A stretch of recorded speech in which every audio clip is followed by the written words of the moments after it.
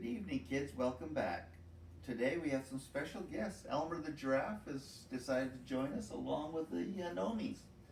So, if you're ready, we will read chapter 14 of The Naughtiest Girl in School. Here we go. Elizabeth was called back to the gym by Nora. She stopped playing the piano and went back to her place in the gym. She wondered what the judges were going to say. They looked serious and not angry. Rita knocked on the table. Quiet, she ordered. Elizabeth, we have all discussed what you want us to do, and we have decided that if you come to us at the meeting at half-term and tell us honestly that you're unhappy here and want to go home, Miss Bell and Miss Best will advise your parents to take you away. Really, said Elizabeth in delight. Oh, thank you, Rita. I am pleased. Now, I don't need to be horrid and rude anymore. I can wait till half-term, but I warn you that at the very last meeting before that I shall ask to go home. I hate being at school. Elizabeth wondered why everyone roared with laughter when she said that. She looked round in surprise. Even Joan was laughing. Well, Elizabeth, that's settled then, said Rita. Please be as nice as you know very well how to be until half-term, and then, if you wish, you can certainly go home if your parents will take you away. I know they will. If I'm unhappy, said Elizabeth. Thank you, Rita. I promise to be really good now. Very well, said William. All your punishments are lifted from now on. Your bedtime will be as before at 8 o'clock. You can take riding and painting and all your favorite lessons. Good, said Elizabeth, beaming. She felt very pleased with herself.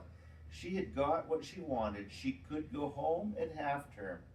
I'm glad it's not before then, thought the little girl. I do want to learn that duet with Richard, and I want to give Joan a present for her birthday, and I want to do some more riding. Oh, yes, and buy that record, too. How everyone will love to hear it when I first put it on. Elizabeth was very happy. She beamed round at everyone, not listening to anything else that was said at the meeting. There was very little else to discuss, anyway, and very soon the gym was empty, and the children ran off to their various tasks or hobbies. Well, Elizabeth, I've got you till half-term anyway, said Joan, tucking her arm into Elizabeth. That's something. Well, make the most of me, said Elizabeth with a laugh, for you won't have me afterwards. I jolly well mean to go back home to my pony and my dog. I mean to show my parents that I just won't be sent away to school.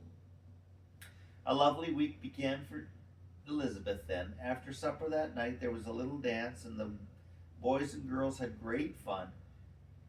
When 8 o'clock struck, Elizabeth and the others of her age went upstairs to bed, leaving the older ones to go on dancing. The next day she and Joan went down to the village to buy sweets and the gramophone record Elizabeth wanted.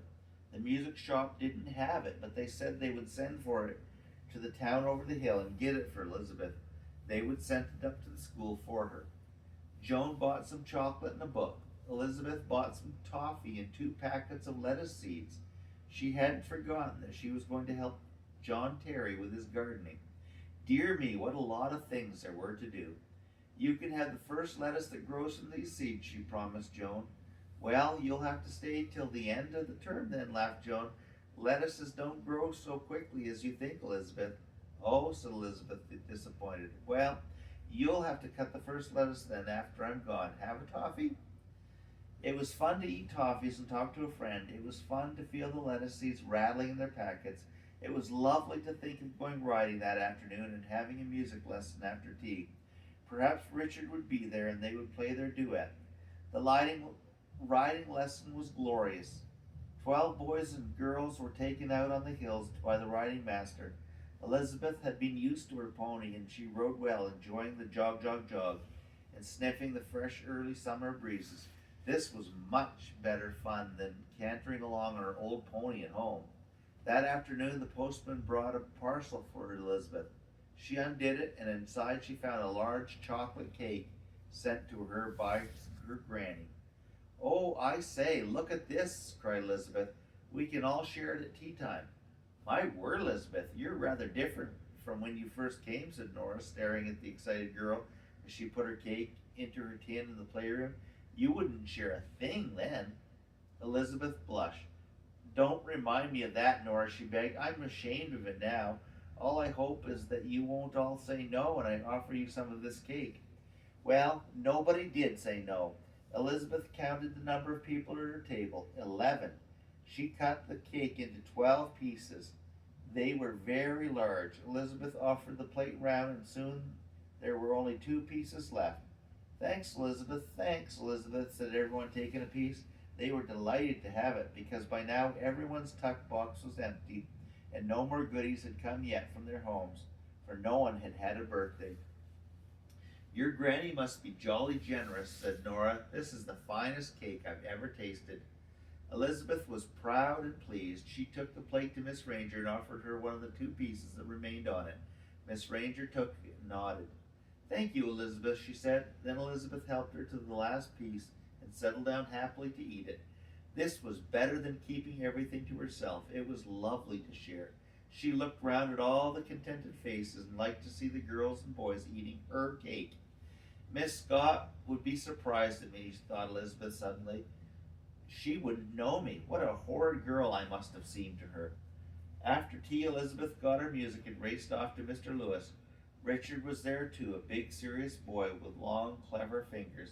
He meant to be a musician when he grew up. He looked at Elizabeth and didn't smile. I suppose he doesn't think girls can play at all, thought Elizabeth. She was right. Richard was disgusted to find that he was expected to play a duet with a girl, and Elizabeth too. That bold, bad girl. What would she know of music? They began. Elizabeth had practiced so hard that she knew her part wonderfully well. She took the lower part, the bass, and Richard had the more difficult part, the treble, where the higher notes were. I shall count the first few bars, said Mr. Lewis. Now, 1, 2, 3, 4. 1, 2, 3, 4. He soon stopped, and the 2 children found their own time, and the duet went with a swing. Mr. Lewis let them play it all the way through, and then he smiled. Very good, he said. You have a feeling for each other's playing. Now, Richard, wasn't I right when I said I had found someone you need not be afraid of playing with? But Richard was as obstinate in his way as Elizabeth was in hers. He looked at the little girl's flushed face and did not answer. Elizabeth was disappointed. Mr. Lewis laughed. Thank you, Richard, he said. You may go, but come back in half an hour's time and I'll give you your lesson then. I'm going to give Elizabeth hers now. Can you manage to practice together sometimes? I suppose so, said Richard ungraciously. Well, don't if you don't want to, said Elizabeth, flaring up. I play my part just as well as you play yours. You made 2 mistakes. And you made 3, said Richard. Now, this won't do, said Mr. Lewis, patting Richard on the back. You can choose which you would rather do, Richard. Play the duet with Harry or with Elizabeth. I can find someone else for her, you know, but she's the best after you. Well, I'll have Elizabeth, said Richard. Harry plays the piano as if his fingers were a bunch of bananas. Elizabeth went off into a peal of laughter. It tickled her to think of a bunch of bananas playing the piano. Richard laughed too. I'll practice with Elizabeth, sir, he said to Mr. Lewis. She's really jolly good. Elizabeth glowed with pride because Richard was one of the bigger boys. She settled down to her music lesson happily. Mr. Lewis made her play over the duet with him and pointed out places where she went wrong. Elizabeth used to get cross when Miss Scott pointed out her mistakes, but with Mr. Lewis it was different. She thought he was very clever indeed, and she could listen all day long to his playing. I've ordered that gramophone record, Mr. Lewis, she said. The shop is getting it for me. I'll come and hear it when it arrives, promised Mr. Lewis. Now let's get on with tackling the C piece on our piano, Elizabeth. You want to learn it, don't you? But it won't be easy. Perhaps you could play it for me at the school concert at the end of the term if you're good enough. Oh, I'd love to, said Elizabeth, pleased, and then she stopped and looked disappointed. Oh, but I can't. I forgot I should be going home at half-term. Really, said Mr. Lewis, who knew all about it, still being the bold, bad girl? Dear, dear, what a pity. Isn't there a concert at half-term? Asked Elizabeth, her voice trembling. Afraid not, said Mr. Lewis. Come along. Get on with your scales now. Don't worry about not being able to play at that C piece. I could easily get someone else to learn it for me. Let me learn it anyhow, said Elizabeth. Even if I can't play it for you at a concert, I can still learn it for myself because I love it. Good, said Mr. Lewis. All right, I'll play it for you now, and you must listen hard. So Elizabeth listened and was happy. She was happy all the day, and she couldn't help being surprised at herself. It is a nuisance, though funny, Elizabeth. I really can't go about being happy like this. Whatever shall I say to the meeting at half term? And that was chapter 14.